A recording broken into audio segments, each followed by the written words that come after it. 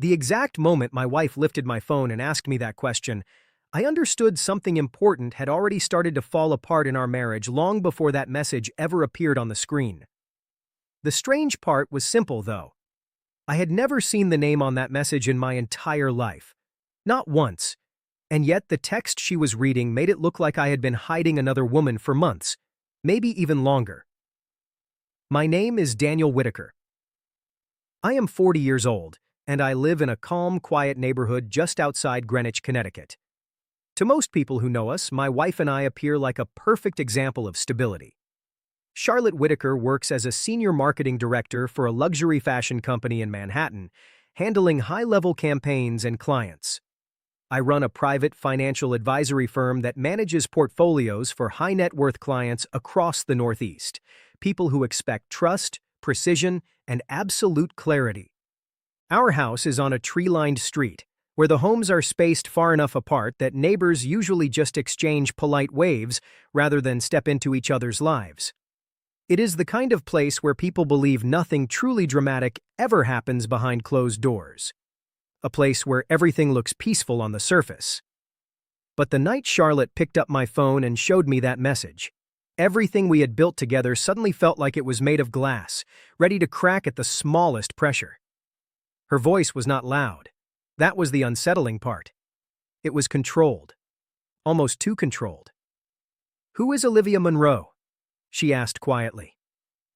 The name meant nothing to me. I looked at the screen, trying to understand what I was even seeing. The message read, "I missed last night already. Let me know when she leaves town again." My stomach dropped in a way I cannot properly explain. It was not just surprise. It felt like confusion mixed with fear, because I knew instantly I had never written or received anything like this before. "Charlotte, I swear I don't know who that is," I said immediately. Her eyes narrowed slightly. Not angry.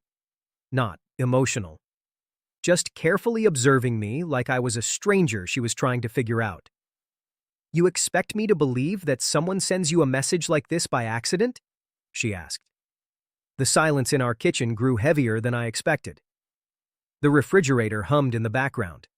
The clock above the stove ticked in a steady rhythm that suddenly felt too loud. In that moment, our home felt different, like even the air had changed. For the first time in 15 years of marriage, my wife was looking at me like she was not sure she actually knew who I was. That realization hit harder than the message itself.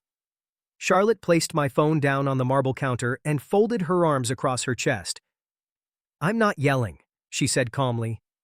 "I'm asking you a simple question." "I don't know who she is," I repeated, but even I could hear how weak my words sounded. Because there are only a few explanations when someone sees a message like that. Either I was lying, or something was happening that I had not yet understood myself. Charlotte took a slow breath, trying to stay steady. "Daniel, if there is something going on, just tell me now," she said. Her voice cracked slightly at the end. That small break in her control made everything feel more serious than any shouting ever could. It was no longer just suspicion. It was hurt trying not to turn into anger. "I am telling you the truth," I said again, more firmly this time. But Charlotte did not respond right away. Instead, she turned the phone back toward me and tapped the screen. That was when I saw it properly. There were 4 messages in total, all from the same contact name. Olivia Monroe. All of them written in a tone that suggested familiarity, like two people continuing an ongoing private relationship. My mind started running through possibilities faster than I could control. A wrong number? A hacked account? Some kind of scam? Or something deeper that I could not yet see? Charlotte leaned back against the counter, watching me carefully. "Before we go any further," she said quietly, "answer one thing honestly." I insisted. "When did you meet her?" "I didn't," I said immediately. Another long silence followed. Charlotte walked slowly toward the dining room window and looked out into the dark street for several seconds. The outside world looked completely normal, which made the situation inside feel even more unreal. Then she turned back. "You know what the worst part is?" she asked. "What?" I replied. "I actually want to believe you," she said. Her voice was tired now. Not dramatic, not emotional. Just drained in a way that hurt more than anger. "Charlotte," I started, but she interrupted softly. "Everything about this looks exactly like an affair," she said. I picked up the phone again, scrolling through the conversation, searching for something, anything that could make sense of it. But the more I read, the stranger it became. The chat only went back 3 days, and every message from me was short, slightly vague, and written in a way that felt off. Almost like someone was trying to imitate casual texting without fully understanding how I normally communicate. A cold feeling started forming in my chest. "These are my messages," I said slowly, almost to myself. Charlotte looked at me with disbelief. "They are literally coming from your number, Daniel." "I know," I said. I kept scrolling, then suddenly stopped. "Wait," I said. Charlotte stepped closer. "What?" "This timestamp," I said. "What about it?" "It says I sent this at 2:17 p.m. yesterday." "Yes," she replied quickly. "So?" "I was in a board meeting," I said slowly, "with 4 other partners, at that exact time." Charlotte frowned slightly, trying to process that. "You could have texted before or after," she said. "No," I replied firmly. "My phone was in the conference room the entire time. I did not touch it." And in that moment, another thought hit me. One that made everything feel even more unsettling than before. A thought crossed my mind that made the whole situation feel even more disturbing and hard to ignore. "Charlotte, where exactly did you find this?" I asked again, trying to stay calm even though my mind was already racing. She blinked slowly, clearly confused by my question. "What do you mean?" "Did you go through my phone?"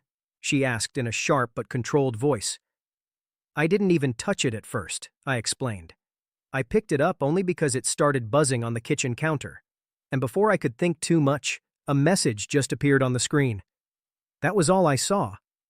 "Yes," I added, wanting to be completely honest with her. For a moment, we both stood there in silence. It wasn't a comfortable silence.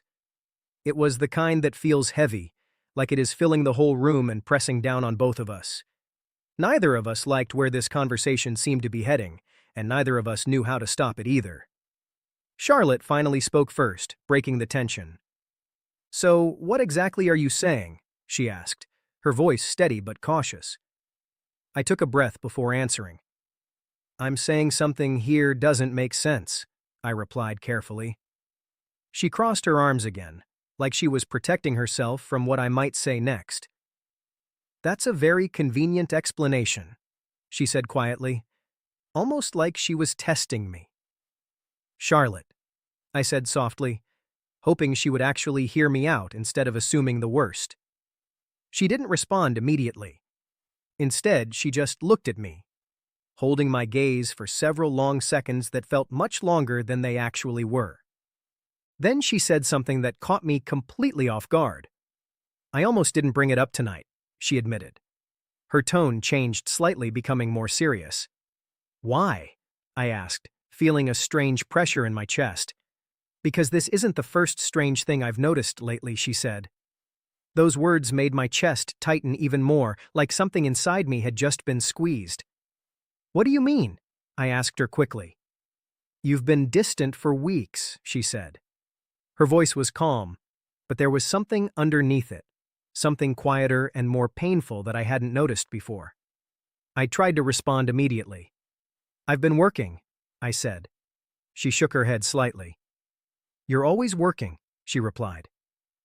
Her tone stayed even, but I could feel a layer of quiet frustration in it now, something she had probably been holding in for a long time without saying it out loud. "Charlotte, you know this quarter has been intense," I tried to explain again. She nodded slowly, as if she understood but wasn't fully convinced. "Yes," she said. Then her eyes moved back to the phone again.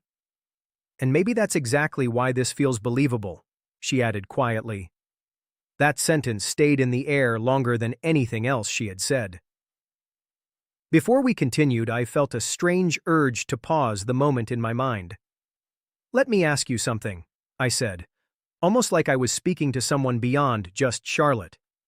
If you were in her position right now and you saw those messages on your spouse's phone, would you believe their explanation, or would you immediately assume the worst? Be honest about it. Because moments like this don't just test logic, they test emotions. They show how fragile trust really is when the evidence in front of you seems to tell a completely different story. Charlotte walked slowly into the living room and sat down on the couch. Her movements were quiet, almost tired. I followed her a few seconds later, unsure of what to say or do next. Neither of us had a clear idea of what the next step was supposed to be, or even what we wanted it to be. "Give me the phone," I finally said after a pause. My voice sounded more serious now. After a moment, she handed it to me without arguing. I opened the contact profile again. Olivia Monroe. There was no photo, no extra details, nothing that explained who this person was. Just a name and the message thread that had started all of this confusion. Then I did something simple but important. I pressed the call button. The phone rang once, then twice, then 3 times. And finally, someone picked up. But the moment the voice came through the speaker, something inside me stopped. It didn't sound like what I expected at all. "Daniel," I heard clearly. It wasn't a woman's voice. It was a man. Charlotte's eyes widened immediately when she heard it too. Her expression changed instantly, confusion taking over her suspicion. My grip on the phone tightened. "Who is this?" I asked firmly. There was a pause on the other end. Then the voice spoke again, sounding nervous this time. "Look, I didn't expect you to call," he said. "What is going on here?" I demanded. Another long pause followed. Then a sigh. "My name is Trevor Langston," he finally said. I had never heard that name before in my life. "I don't know who you are," I said honestly. "I know," he replied quietly. "And that's the problem." Charlotte leaned closer so she could hear everything more clearly. "What are you talking about?" she asked. Trevor hesitated again, like he wasn't sure how to explain what he had done. "Someone hired me to send those messages," he finally said. My entire body went still for a moment. "Hired you?" I repeated slowly. "Yes," he confirmed. "To do what exactly?" I asked. "To make it look like you were having an affair," he said bluntly. Charlotte's expression shifted immediately. The suspicion in her face slowly turned into confusion, and then something closer to disbelief.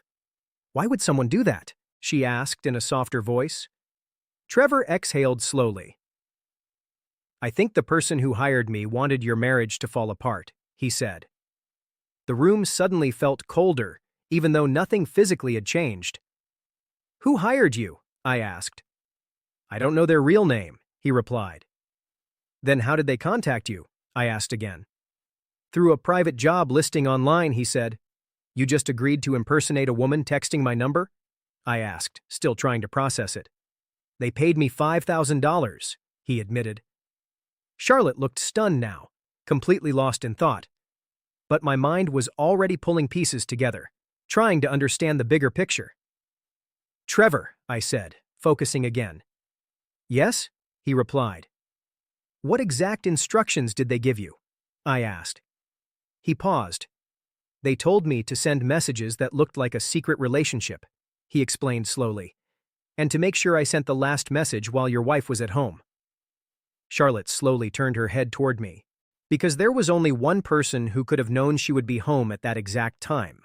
Someone who had been in our house just days ago. Someone who had dinner with us 2 nights earlier.